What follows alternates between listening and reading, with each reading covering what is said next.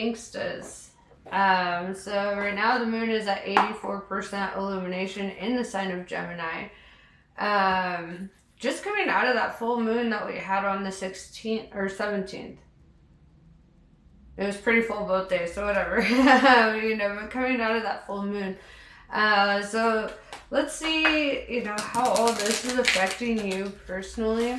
I feel like, that Gemini energy really focuses on the duality. And within each duality, there's like a side we focus on, right? A polarity that we lean toward. And so I feel that you could be leaning toward like the polarity that you don't typically lean toward. Like I feel like you're kind of going against the grain with this full moon energy.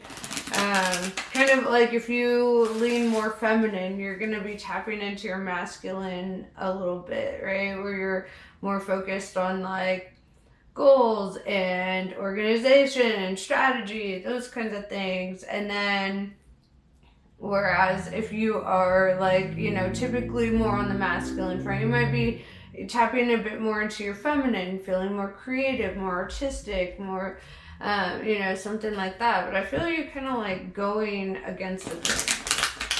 I feel you testing out the other side of you, if that makes sense.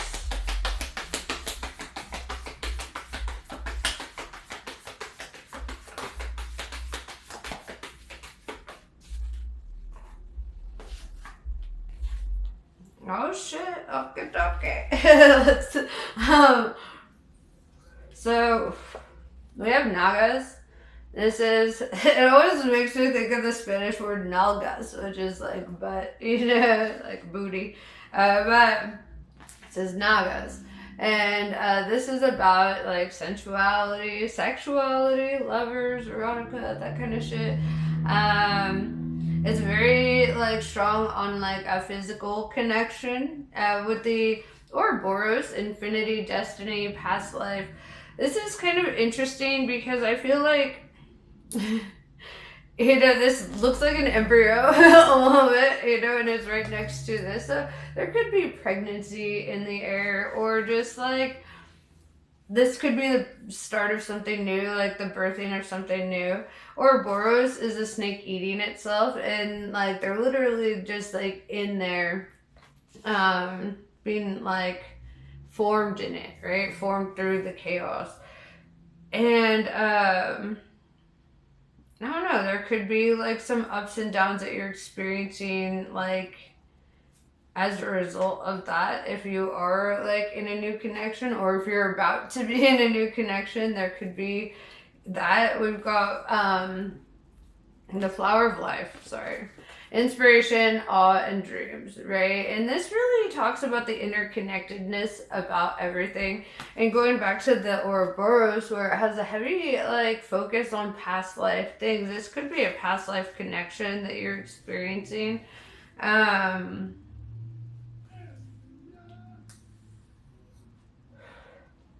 It's almost like you're here, right? And I'm looking at the colors here too to kind of get an idea, right?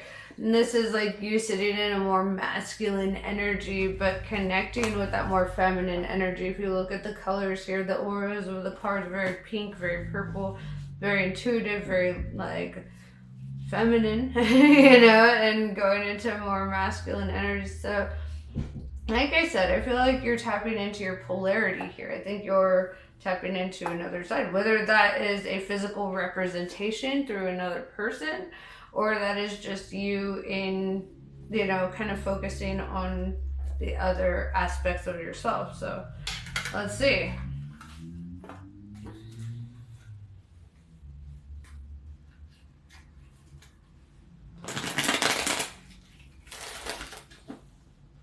And just to throw this out there, masculine and feminine in tarot really has nothing to do with your physical gender or your gender in general. Like, it really has more to do with, like what side of the brain you're operating on, right? The left, the right side. Like, are you more creative, more strategic, like more entrepreneurial, or like, so it's really more about that than like what your physical gender is, if that makes sense.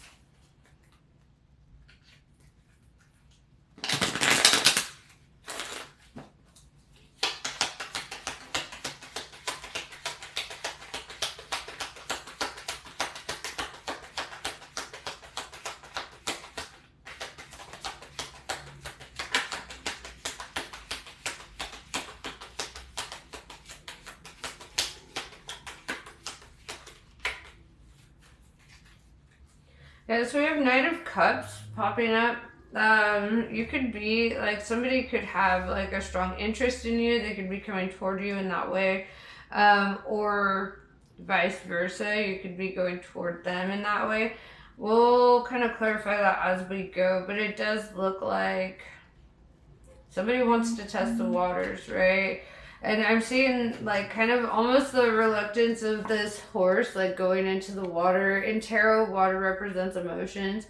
And so there might be a moment of hesitation, a moment of like, is this really what I want to pursue or what, you know? We have the Magician in reverse. I'm seeing some disillusionment, right? Probably looking at people and situations for what they are. Because the Magician in the upright is the illusionist, right? They're creating an illusion, something for you to like perceive, but it's not really based in reality. And so with the Magician in reverse, this is disillusionment, right? This is everything right up at the front and center. It's like knowing everything and kind of like tapping into that. At least about this situation, right? We have the Death card in reverse, Scorpio energy. And what I'm seeing here with the Death card in reverse is like rebirth, renewal, a new opportunity, right? The opposite of death is birth. And seeing the embryo, there could be a pregnancy, may or may not be, right? But there's heavy on that fertility energy, right? But this could also be more than just fertility, like physical fertility. This could be like the birthing of creations, projects, doors of opportunities opening up, you know, like different things. So there's that.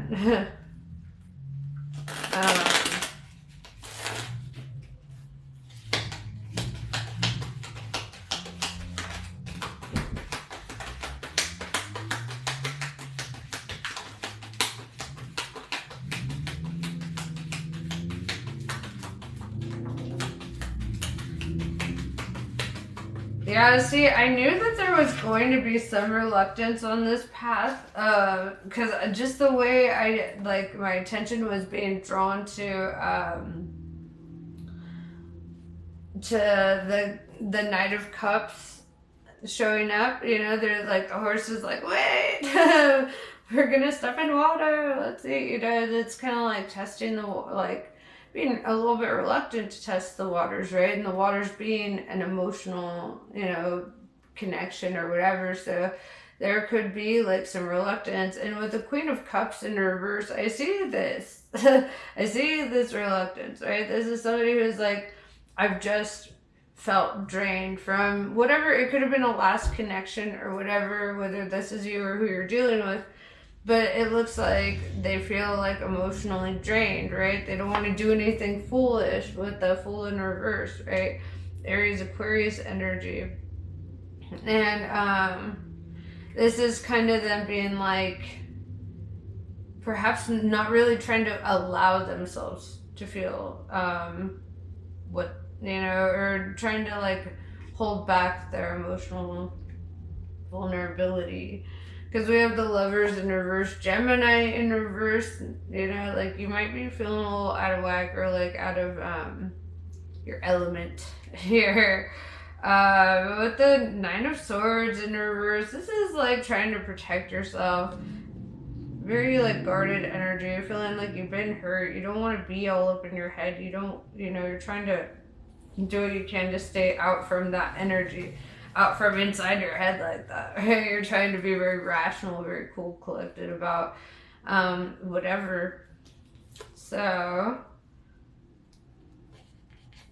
the Three of Wands in reverse is kind of like saying though that something like there's time's up on something, right? With the Three of Wands being like in the upright, it represents like waiting for your ships to come or waiting for something to happen. And I feel like as part of this disillusionment that you're facing, the time of waiting is over as well. Like you're not holding on to people and situations that don't come through for you, right?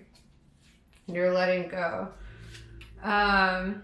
Yeah, with the Sun card, Leo energy, this could be like somebody helping you over that wall, somebody helping you to confront perhaps what you've been feeling or whatever. But I do see like somebody helping you over this. And the Sun card represents like abundance and prosperity and happiness, right?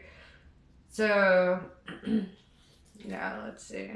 A Strength card, strong Leo energy. You could be dealing with a Leo.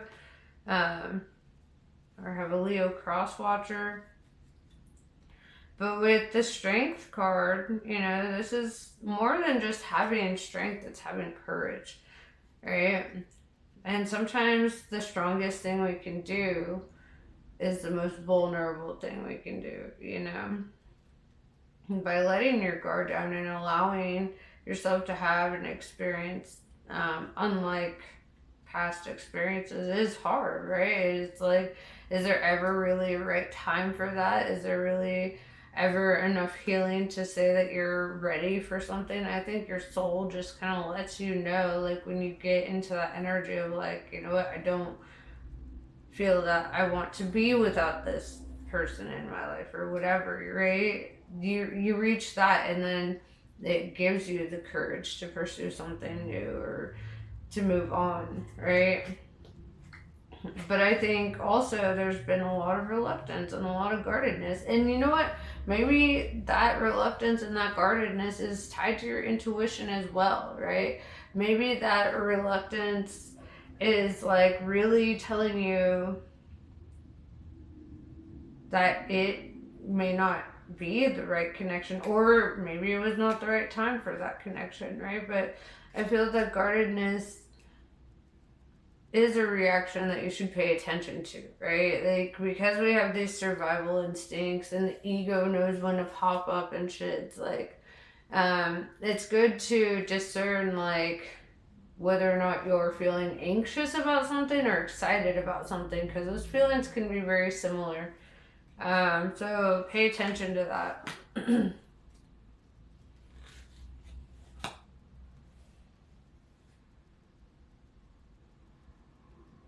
Yeah, we have the Queen of Swords energy, the Queen of the Air, right? Gemini, Libra, Aquarius. The Queen of Swords is quick to cut people off. It's quick to, you know, to just be cold, throw the cold shoulder in, right? With the Five of Wands in reverse, this could come from like,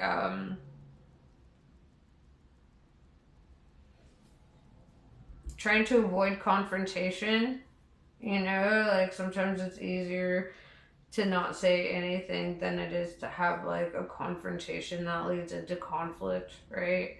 So this could be avoiding conflict of some sort. We have the Eight of Cups. Yeah, somebody fucking running for the hills, right? The Eight of Cups, this means that time, energy, like affection, we're all kind of given to a situation, right? A situation where you had to walk away or they had to walk away. This almost makes me feel like, you know how when you think about like the twin flame journey, there's always going to be like a period of separation because there's this runner chaser shit that goes on. And it's so stupid. And the dumbest part about it is when you know what to expect and it still has to play out. Even if you know, right? Even if you know, still has to play out. And so, yeah, with the Eight of Cups, I'm seeing a runner, right? And this could be like, I mean, you know, the Queen of Swords is also kind of a runner, right? Or at least a blocker of the path, right? They're like, no, hold up. And oftentimes what we notice in this journey, if this is indeed that, and I'm only saying that because the Nagas card, it really heavily speaks on a healing connection, right? Karmic connections are not healing connections as much as we might want them to be. They're not. Karmic connections are the ones that kind of tear us down and tear us apart. And then we've got these soulmate, like twin flame connections that are healing. And you really see the imagery of healing in the caduceus that they form, right? The caduceus is that symbol of the snakes intertwining around each other, right? I think you'll even see it. Oh wait, not in this deck.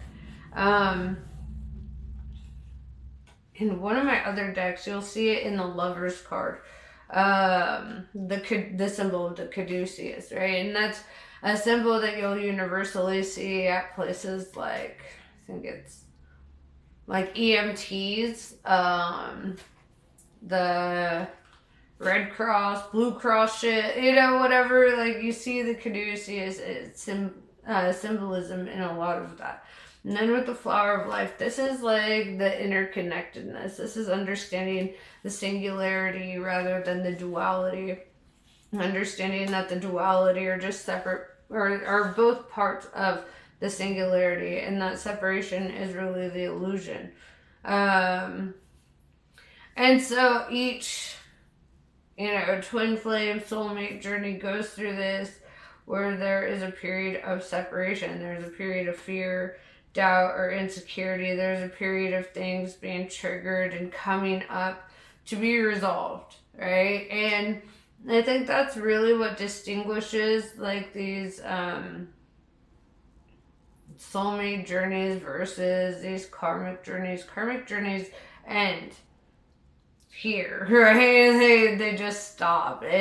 But then like the deeper soul connections are going to be they fucking stay, right? It's like they just stay. Whether, and I mean, not through like abuse and like toxic shit like that. Like, yeah, there might be a moment of fear, there might be a moment of running, but of course there is. It's a big fucking journey, right?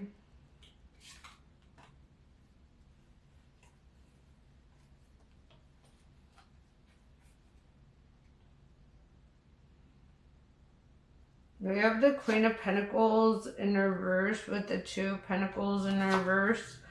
Somebody is like, it looks like they just made up their mind, right? And something is being let go of. So there's that. With the World in reverse, though, this tells me that something hasn't concluded. As much as decisions have been made to let go of certain things, or whatever, they could even be letting go of habits, routines, those kinds of things. But yeah, with the World in reverse, something has not been concluded, right? Like something still, there's an energetic opening to something here, if that makes sense. With the Two of Wands, this kind of puts you or somebody else at a crossroads, right? And it's kind of like to be or not to be. That's really the energy I'm feeling, right? Because there is an understanding that there's strength in solitude with the Nine of Pentacles. Like, I do see this desire to go and create something for yourself by yourself, right? And that doesn't necessarily mean without people in your life, but like there's something that you're trying to do for yourself that perhaps, will make you feel more independent and more self-reliant. That feeling is important, and maybe there's something here that you would like to accomplish in that way. In the meantime, with the Seven of Wands, there are doors opening up for you, opportunities. And it's precisely because it's not your focus, right? It's like as soon as your focus goes into what you can build for yourself and those kinds of things, then it's like all these other opportunities open up for you. We have Temperance, Sagittarius energy. I'm seeing patience, wisdom, right? Controlling one's temper. And going back to the imagery I said in the beginning about the Knight of Cups, testing the waters and whatnot, we've got the Temperance here. And look, he's dipping his toes in the water. There's an energy of testing these waters. So whatever that is. Let's find out. What is your advice in regards to where you're at? Because it feels like you've got a pretty good head on your shoulders, right? It feels like you know the general direction you want life to take. And I see you being pretty stubborn in that too, right? With that Nine of Pentacles, very stubborn. Like, if I can't have this, I'm going to create this. And even if I could have that, now I'm halfway through creating this and I need to, do that. So it's, yeah. It's like your journey is almost choosing itself, right? Because you're just kind of flowing with the energies. You're not fighting against the energy or the flow, right?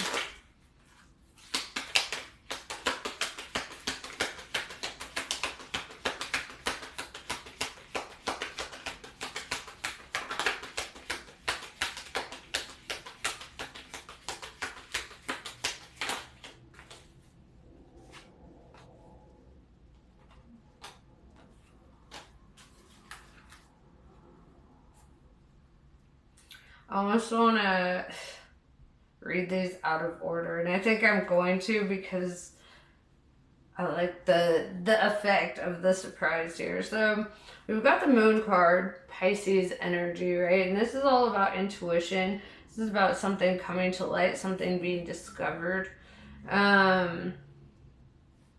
This is like an awakening energy, right? There's enlightenment on this path with the sun and the moon. It's the polarities coming together, right?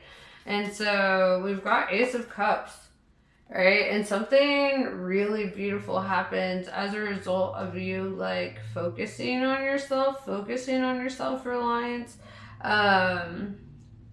like not really allowing yourself to be swayed from your goals, your ambitions, what's important to you, right? Something dope happens as a result, right? Ace of Cups is the beginning of a love cycle here.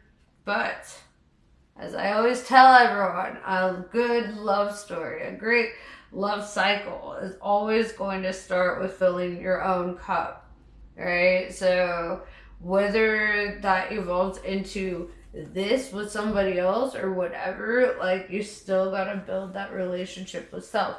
And if this is like a twin flame soul journey, whatever, then they respond to the love that you give yourself. The more you love yourself, the more you respect yourself, the more the more drawn to you that, divine counterpart is. Then we have the Nine of Cups, wish fulfillment, right? It's like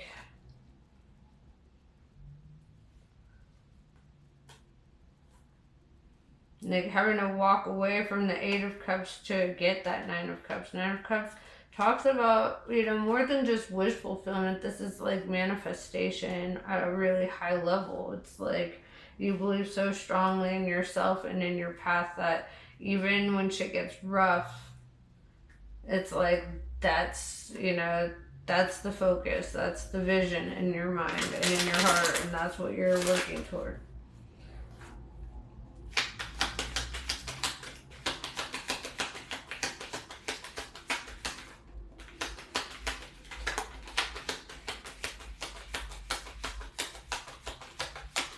In order for your wish fulfillment, though, you have to allow something to fall apart, right? Some old construct, some old idea, some old concept, kind of like letting life as you've known it go, because how can you experience something new if you're clinging on to what you already know or what you're already experiencing? We have the Knight of Wands in reverse. I want to clarify that.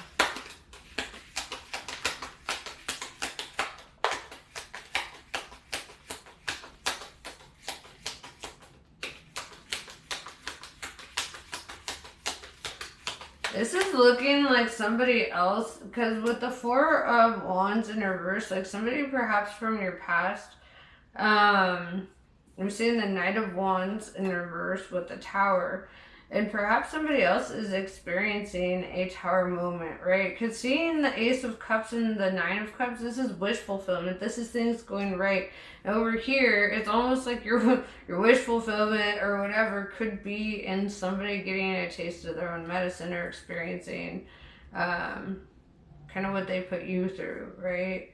It's very opposite energy of what I'm seeing from you in your journey. So it feels like somebody's bad karma is catching up to them.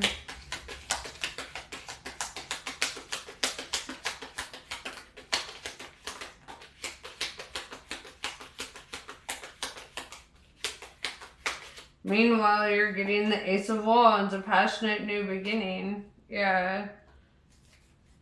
And perhaps this is what inspires you to embrace that passionate new beginning, kind of seeing somebody, you know, pay the piper, if you will. All right, let's see what the Kali cards have to say.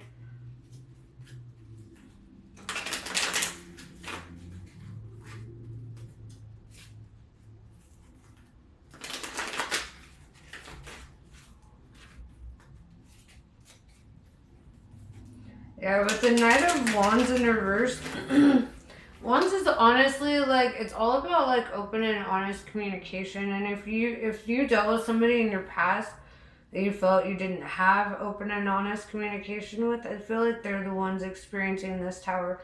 It's like they gave you a lot of smoke, right? They gave you that illusion, right?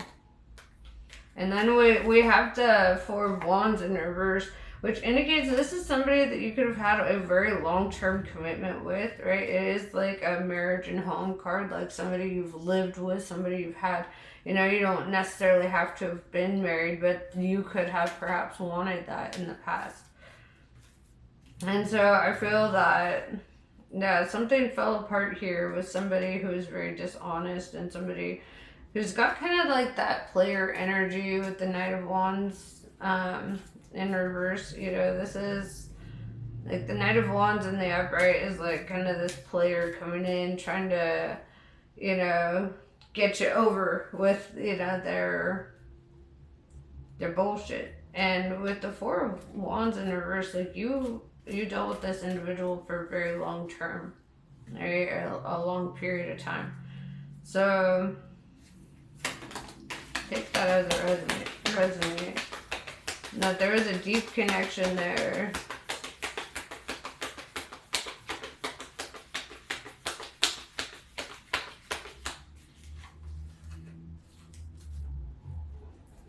Karma of Kali. You're being offered a spiritual gift from the Divine Mother. Your path need not be one of endless exertion. Connecting with pleasure as a path of personal empowerment, intending to bring spiritual benefit to the collective through the softening and opening of your heart, is an act of worshiping the Divine Feminine. Let yourself receive her loving gifts. Kalika Tantrika.